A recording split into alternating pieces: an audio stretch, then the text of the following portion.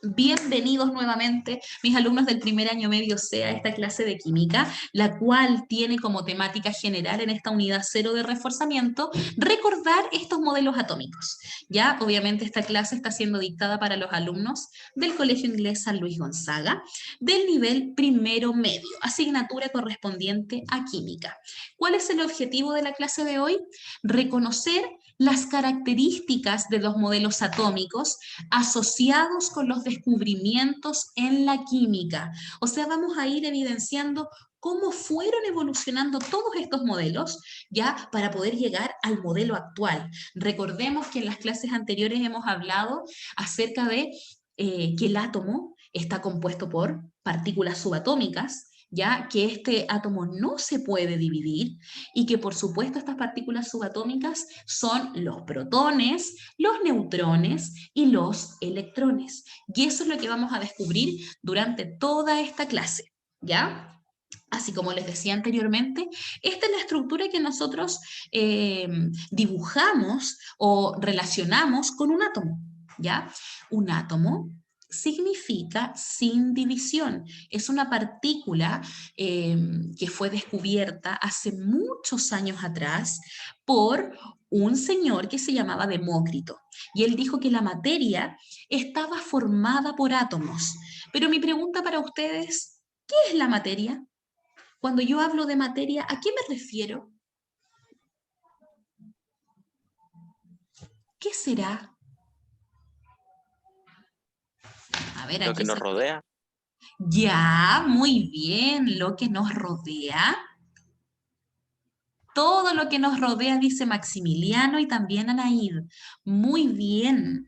Todo aquello que nos rodea, ustedes, nosotros y nuestro entorno y alrededor, es la materia. Por lo tanto, cada uno de nosotros y todo lo que está a nuestro alrededor está compuesto por átomos. Pero recuerden que los átomos son partículas muy, muy pequeñas, ¿ya? Que se organizan a través de una estructura. Y esa estructura es la que nosotros hemos estado estudiando. ¿Cómo es esta estructura? Recordemos que hay un núcleo y este núcleo tiene protones y neutrones. ¿Cuál era la carga eléctrica del protón? Positiva. Positiva.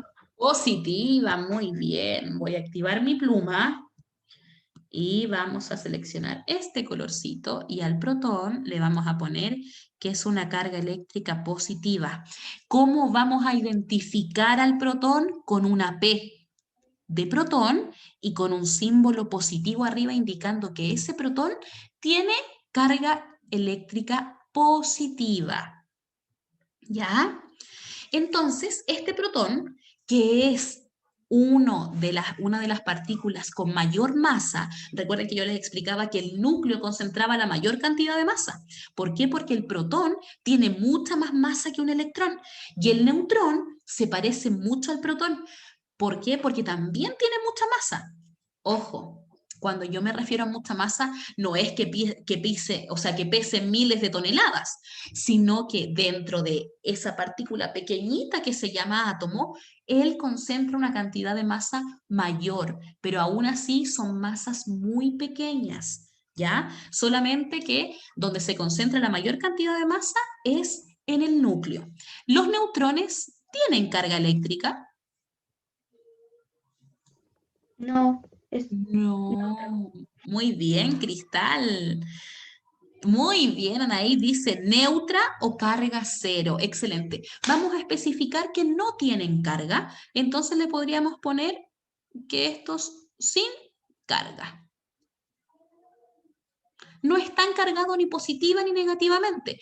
¿Y cómo los vamos a reconocer? ¿Cómo vamos a ser capaces de decir, ah, sí, estamos en presencia de neutrones? Porque los vamos a escribir con una N minúscula y una pelotita arriba, como si estuviéramos abreviando la palabra número. Eso también nos sirve para identificar los neutrones. Es importante que aprendan esta nomenclatura, chicos, porque vamos a utilizarla después cuando ya avancemos un poquito más en las clases y practiquemos con ejercicios. Y digamos cuántos protones hay, cuántos neutrones, cuántos electrones podemos cuantificar, porque al fin y al cabo la química lo que intenta explicar es cómo se forma todo nuestro entorno. ¿Quiénes son los que participan en esta formación? Los protones, los neutrones y los electrones. Y en base a eso, ¿qué carga eléctrica tienen los electrones? Negativa. Negativo. Negativa, muy bien. ¿Y dónde están esos electrones? Vamos a poner aquí un paréntesis, negativo. En los orbitales. Muy bien. Los electrones siempre van a ir por los orbitales. Ellos no van a estar nunca en el núcleo. Y hay una característica que es muy importante en ellos. Una de esas características es que ellos se pueden mover. ¿Y por dónde se mueven? Por estos orbitales que ustedes ya conocen que conforman esta corteza y se mueven y caminan, pero ojo, cada electrón sabe por qué camino debe ir. Ellos no se mezclan. Mire, si ustedes se fijan en el dibujo, tenemos 3 orbitales. 1, 2 y 3 orbitales. Pero ellos albergan cierta cantidad de electrones. ¿Por qué? Porque la estructura de un átomo es ordenada. Cada uno de estos orbitales sabe cuántos electrones puede albergar y cada electrón sabe qué órbita debe recorrer. ¿Me escuchan todavía, chiquillos? Sí. Ah, ya, es que Sí, me salió que estaba pegada, perdón.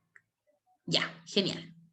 Entonces, para que no se me olvide, ¿cómo vamos a identificar a esos electrones? Con una E minúscula y le vamos a poner arriba una rayita negativa para identificar obviamente que esa es una partícula subatómica que tiene carga eléctrica negativa. Cuando hable de partículas subatómicas, inmediatamente los primeros medios tienen que pensar, la profe está diciendo protones, neutrones y electrones. Esas 3 partículas conforman un átomo y se denominan partículas subatómicas. ¿Ya?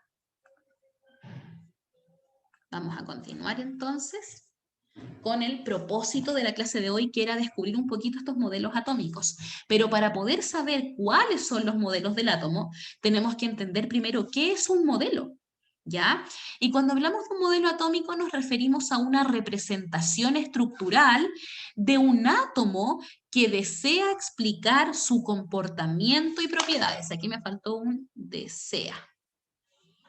Que desea explicar su comportamiento y propiedades. Si vemos en la imagen, nosotros siempre relacionamos la química como con unos palitos y unos círculos y los vamos haciendo en figuras tridimensionales y todo, pero eso es porque hay un modelo atómico que fue evolucionando durante el tiempo y que nos permitió conocer cómo era la formación de la materia, que al fin y al cabo estaba compuesta por esta unidad en particular que se llama átomo, que desde ahí parte todo. Ese es nuestro eje central, ¿ya? Entonces, estos modelos atómicos son los que vamos a trabajar a continuación. ¿Cuáles? Los que ya hemos visto durante la clase anterior, que el primero fue Dalton, el cual postuló 3 o 4 ideas generales en las cuales hablaba acerca de las características que tenían estos átomos. Lo primero era que la materia estaba formada por partículas indivisibles, es decir, que no se pueden dividir, a la cual les llamaron átomos, ¿ya? La materia entonces está compuesta por una partícula muy pequeñita, indivisible, denominada átomo.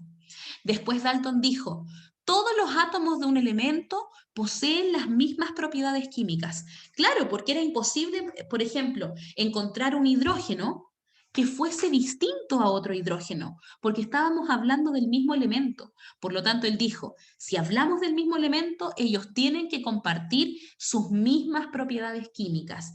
Por ejemplo, su origen, cuál es la naturaleza de ese elemento, cuántos electrones forman ese elemento, cuántos protones, cuántas partículas subatómicas vamos a encontrar dentro del átomo. Y por eso yo les puse una imagen ahí, donde aparece el oxígeno, el hidrógeno, el nitrógeno y el carbono. ¿Cómo se simboliza cada uno de ellos en la tabla periódica? Oxígeno con una O, hidrógeno con una H, nitrógeno con una N y carbono con una C. Pero si ustedes se dan cuenta, a todos les dimos una estructura circular, ¿cierto? Como de una esfera. Sin embargo, ellos tienen diferente color y ellos tienen diferente tamaño. Y esa es la forma que tenía Dalton de decir, ok, el oxígeno no puede tener las mismas características que el nitrógeno.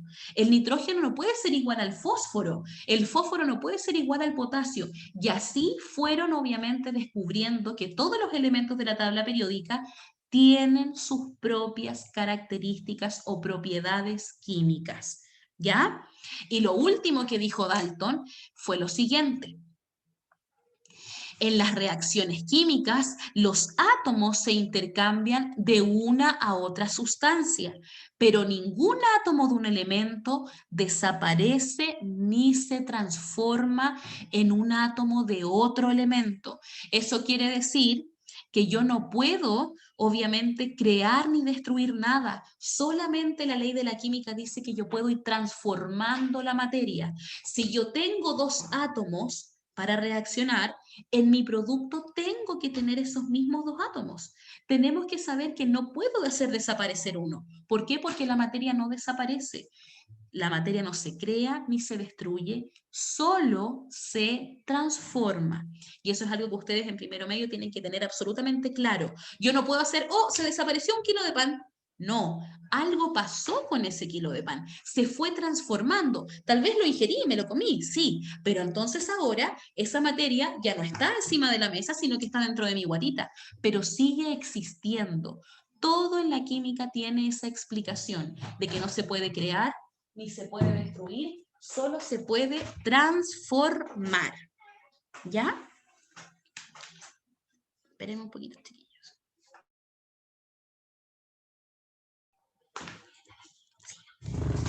Continuamos entonces con la clase. Una vez que ya Dalton hizo estos tres postulados y él dijo que la materia estaba compuesta por átomos, que todos los átomos tenían sus características en particular, hubo otro señor que también quería aportar. Él era un científico y dijo, yo también tengo mis propias ideas y también voy a hacer un aporte para estos modelos atómicos. Y él fue Thomson. Thomson realizó un experimento que se llama el experimento de los rayos catódicos. ¿Ya? Aquí quiero que ustedes estén bien atentos para poder comprender qué es lo que buscaba él. Él quería decir, ok, si nosotros tenemos la materia y la materia está compuesta por átomos que no se pueden dividir, ellos tienen que tener un comportamiento en particular. Entonces lo que a él se le ocurrió fue decir lo siguiente. Hizo un filamento, ¿ya?, de vidrio al cual le aplicó vacío. Entonces, en este vacío, lo que él quiso hacer es, a través de una corriente de voltaje, fue pasar rayos, ¿ya?, por esta estructura que era de vidrio, ¿ya? Entonces, ¿qué dijo él? Si yo tengo una cierta cantidad de corriente y yo la hago pasar por este vacío que estoy generando en este filamento de vidrio, algo tiene que ocurrir con esta corriente, se tiene que desviar. Y si se desvía, voy a poder comprobar qué partículas están presentes dentro de este átomo. ¿Por qué? Porque obviamente va a haber una diferencia de cargas de la que nosotros estábamos hablando al inicio de la clase. Por lo tanto, este tubo que nosotros tenemos, que está sellado al vacío, hacía un traspaso de energía que generaba este voltímetro, ¿ya? Entonces, lo que hacía era, él ingresaba por aquí un cierto haz de energía, y ¿qué es lo que se daba cuenta? Que ellos no tenían una trayectoria en línea recta, ellos no seguían así, así, así, así, sino que se curvaba, había algo que lo atraía. ¿Y qué era eso que lo atraía? Un electrodo o un polo, ¿ya?, que tenía una característica importante, que era tener una carga eléctrica distinta. Fíjense, los electrodos que yo tengo aquí, uno se llama cátodo y otro se llama ánodo, ¿ya? El electrodo que se llama cátodo tiene un signo negativo.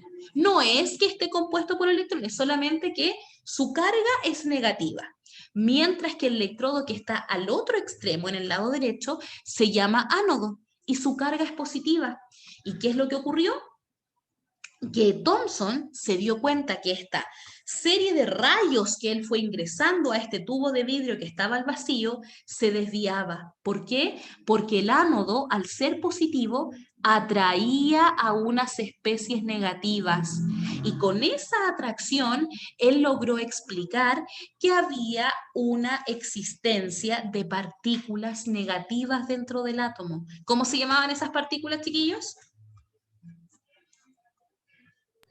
¿Electrones? Electrones. ¿De acuerdo con que esas partículas negativas se denominan electrones?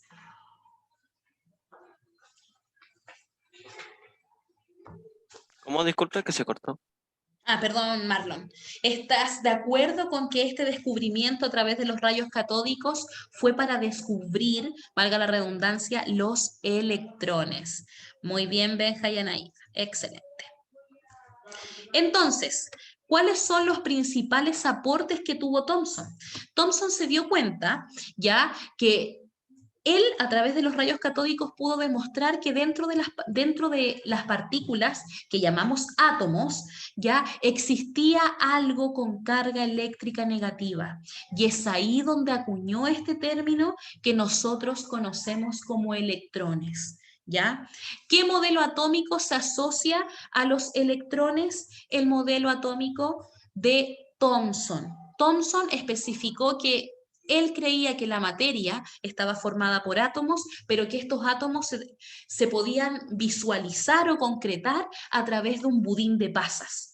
¿Por qué un budín de pasas? Porque él dijo, ya, si hice pasar esta cantidad de rayos que provocaron obviamente esta desviación de electrones, es porque la materia en sí tiene carga positiva.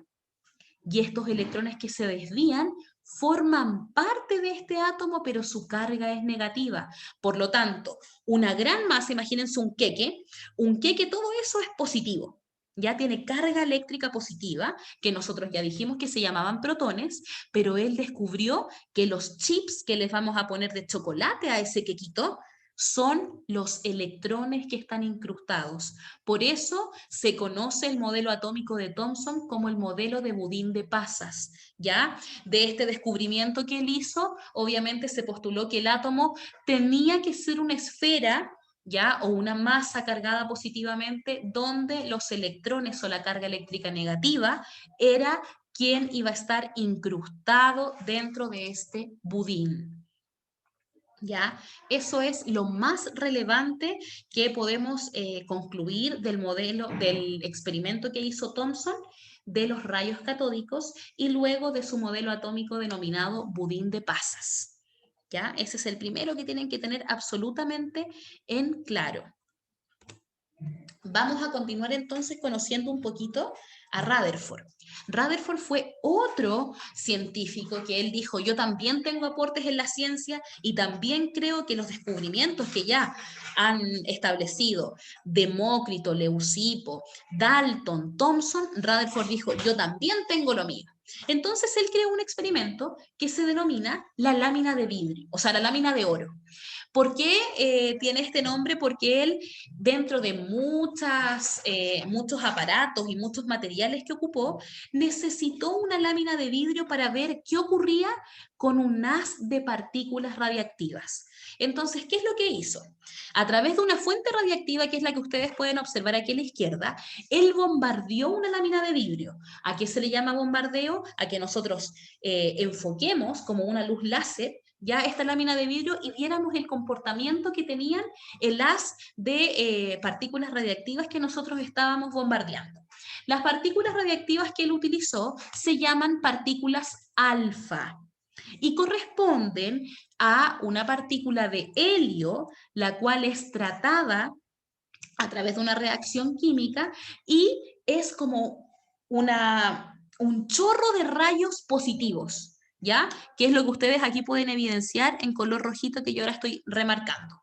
¿Ya? Entonces, cuando llegaba ese haz de partículas que eran radiactivas, ojo, ¿ya? Estas partículas radiactivas se generan en base a una serie de procesos de fusión y fisión nuclear. O sea, no podemos encontrar en la naturaleza, sino que hay que formarlas para poder lograr este experimento.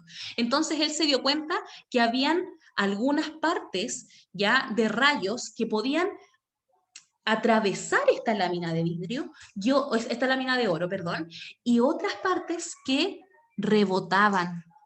Habían algunas que rebotaban y otras que pasaban. Entonces él se dio cuenta que como habían rayos que se desviaban y otros rayos que no, era porque todo este átomo no tenía la misma composición. Si todo hubiera estado lleno de carga positiva, todas hubiesen rebotado. Pero habían en algunos lugares donde pasaba este rayo. Y cuando eso ocurría, él se dio cuenta que era porque la existencia del átomo tenía que tener una concentración de carga positiva. ¿Por qué? Porque cuando chocaba justo en el núcleo, que son todos esos puntitos azules que ustedes ven en la imagen a la derecha, son todos aquellos núcleos del átomo. Por lo tanto, si estas partículas radiactivas que tenían carga positiva chocaban con el núcleo, iban a rebotar, porque recuerden que las cargas eléctricas iguales se repelen. Entonces se encontraba un positivo con un positivo y ¿qué hacía? Se desviaba del camino. Y es así como Rutherford dijo que el átomo tenía que estar formado por una corteza de electrones que estaban obviamente girando alrededor de un núcleo que tenía que tener una carga eléctrica positiva. Y de esa forma se fue comprobando que el núcleo contenía a los protones y que los electrones eran estos amigos que andaban revoloteando alrededor. ¿Ya? De la misma forma, demostró que los átomos eran macizos, ¿ya? O sea, perdón, que los átomos no eran macizos como se creía, sino que tenían estos núcleos y estos electrones que daban vueltas alrededor de él.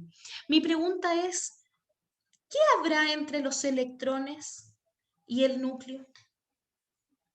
Ese espacio que hay entre los electrones y el núcleo, ¿qué será? Materia. ¿Materia? O sea, ¿hay más átomos ahí entre medio?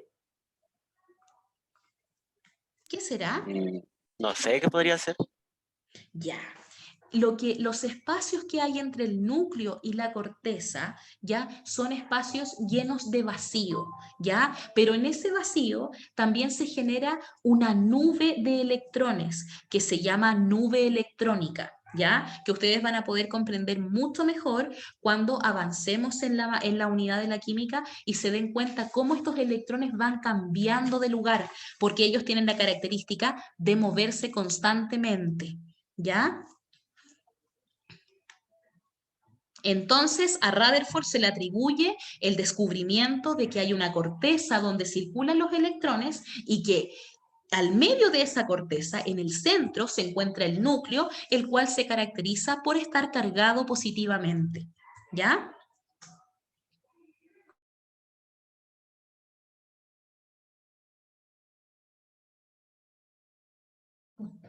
Muchas gracias. ¿Cómo vamos hasta ahí? Primero medio C. Bien, me dice Cristal, muy bien. A ver por el chat, ¿quién más me comenta? Bien, bien, muy bien, Benjamín. ¿Quién Todo más? entendible, todo entendible. Eso, muy bien, Marlon, Maximiliano, Joaquín, excelente. Muy bien, Anaí, Daniel, excelente. Vamos entonces a hablar de este último modelo propuesto por Bohr. ¿Ya? Lo que quiso decir Bohr era básicamente que él estaba de acuerdo con todas estas ideas, pero él creía, ¿ya?, que estas órbitas o esta corteza tenían que tener una disposición y esa disposición tenía que depender de algo. Fue así como él acuñó ya una característica muy importante dentro del átomo que se llama niveles de energía. Los niveles de energía son aquellos que nos van a permitir diferenciar qué tan cerca o qué tan lejos estoy de un átomo. Vicente, por temas de tiempo no me voy a devolver. Sin embargo, la grabación va a estar en YouTube para que tú puedas ver esos minutitos que tuviste que salir. Ya, sin embargo, estábamos explicando que Rutherford ya nos permitió conocer que tenemos un núcleo y corteza. Ya lo que habíamos hablado al inicio de la clase, pero ya lo atribuimos a un modelo atómico propuesto por Rutherford. Y ahora estamos en Bohr, el cual se caracterizó principalmente por decir, ok, hay electrones que giran alrededor de un núcleo, pero hay electrones que están más cercas y más lejos. Cuando están más cerca o más lejos va a depender de la energía que tiene ese electrón. Por eso él dijo que las órbitas se van a contar según los niveles de energía, que es lo que aparece aquí. Mientras más lejos estén, los electrones van a ir perdiendo atracción con el núcleo, porque si yo tengo una carga negativa con una carga positiva muy juntitas, ellos se van a atraer. Pero si esta carga yo la voy alejando, ya la atracción no va a ser tan fuerte. Y eso es lo que quiere explicar Bohr a través de estos espectros atómicos, que es básicamente comprender cómo los electrones se van moviendo desde un orbital a otro a través de los niveles de energía. ¿Ya?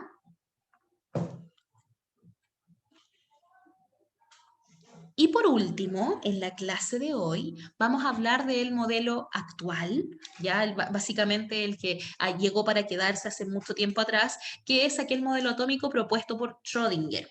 Recordemos que todo esto es una compilación de descubrimientos, ¿ya? No es que uno dejó obsoleto el otro, sino que todos fueron construyendo en sí el modelo atómico actual. ¿Por qué se caracteriza el modelo propuesto por Schrödinger? Porque él dice que los electrones tienen una nube electrónica. Entonces, todo lo que ellos generan alrededor tiene una densidad que es como una nube, estas nubes que nosotros vemos en el cielo, pero de electrones. Y eso genera características específicas en los elementos para formar diferentes compuestos. ¿Ya? Entonces, podemos recopilar que durante toda esta clase partimos haciendo un repaso de lo que eran los átomos y las partículas subatómicas y luego aprendimos cómo fue evolucionando todo este modelo científico hasta llegar a la estructura actual del modelo atómico. ¿Ya? Es así la nebulosa que yo les digo que generan los electrones, tal cual como se muestra en la imagen.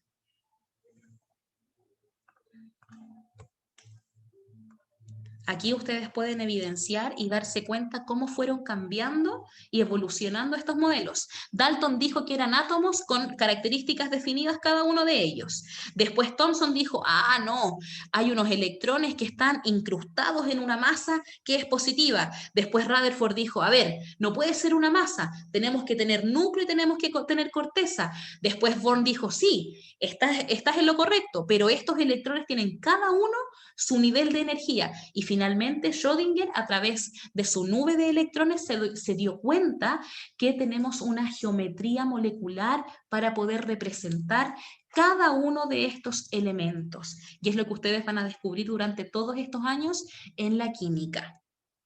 Así es, Maximiliano, muy bien. Ya, chicos, espero que les haya gustado nuestra clase el día de hoy. ¿Les gustó o no? A ver, ¿qué dicen? ¿Alguna duda, consulta? Estuvo entretenida la clase. ¿Sí, Marlon? Qué bueno, aprobada Para entonces. hacer química estuvo bien. Muy bien. ¿Alguien más que quiera aportar con alguna idea? Vamos.